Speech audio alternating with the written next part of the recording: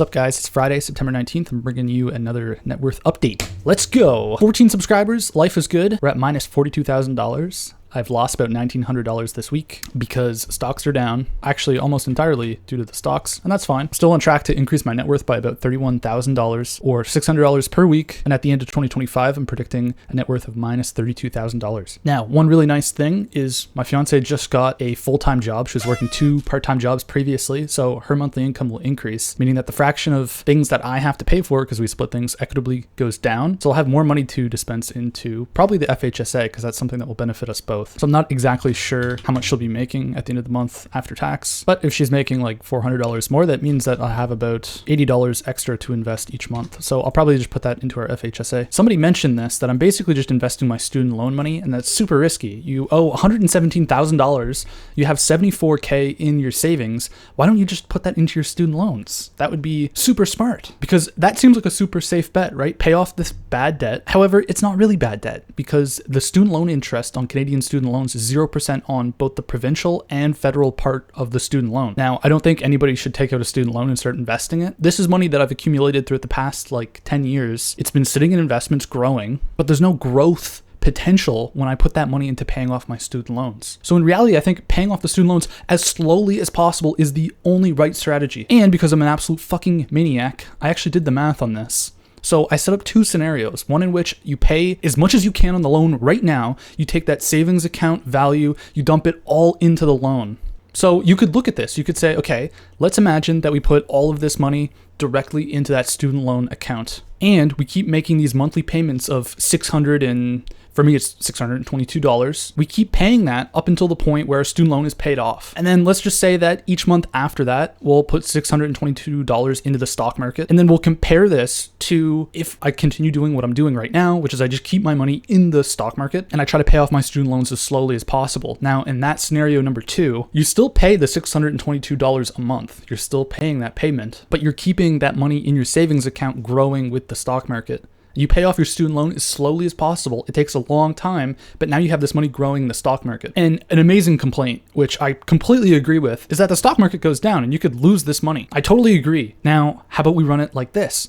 We'll look at the S&P 500 SPY over the past 80 years. And I actually collected this data here. So this is the past 80 years of SPY data. Each month, it'll give you the value. And we'll actually look at the worst possible day to invest in the stock market throughout that entire time period. And it'll give us the lowest possible return over 20 years. So what I've done is I've looked at every single day in the sheet and looked at the 20-year return, did that for every day, found the lowest possible return, and decided that that is the day that we will start. So when you start this and you decide, okay, I'm going to pay my student loan right now, the worst possible day to invest would be 1962, February 28th. You would get a 60% return over 20 years, which is pretty bad.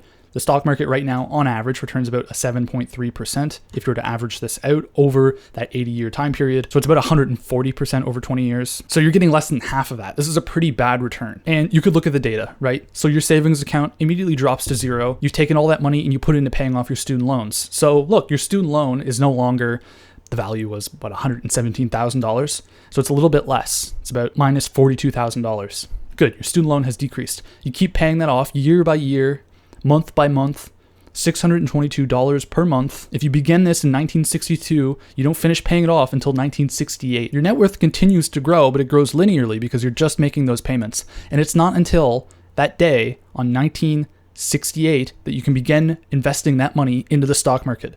So when your student loan has been paid off, you take that $622 and you start to dump it into investments. And now it's tracking the investments. So now you can look at your net worth, which is basically just adding up this savings account, which is basically just adding up the savings account and the student loan balance over time, and then plotting this on the top row, which is your net worth evolution, basically the worst case scenario. Now, this is if you were to just pay it off right now, which is not what I'm doing. In the end, you end up with about $123,000 after 20 years. So what if you just paid it off slowly? This is basically the exact same thing, except for we're going to keep our money in the stock market. We're going to pay off our student loan, $622 every month. It's going to take way longer because we're not taking that savings account that we had, those investments, and dumping that $70K straight into paying off our student loans. Again, the worst date, 1962. The exact same day as in our other scenario. You can see your savings account starts off at that value that I had of about $75,000 and continues to grow. Our student loan takes a long time to pay off now. It's 1962 and we start to pay it off. It's about $117,000 in debt. You don't finish paying it off until 1977. It's a long time, but who cares how long it takes? We care about our net worth. We care about how much money do we actually have. So your net worth evolution fluctuates, and in the end, you have $154,000.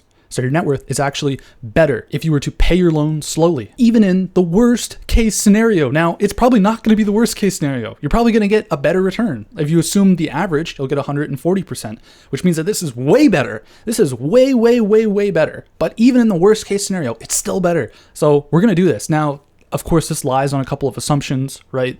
That you're good with your money, you're not going to take it all out and gamble it, that you're investing in good stocks, that you're not going to invest in penny stocks or Bitcoin. You're just going to have a boring, safe investments. You're not buying and selling, do all this crazy shit. You're just going to keep it in the market. You're going to dollar cost average. You're going to be safe, because this is a lot of money. So there is risk. Absolutely, there is risk. There is risk.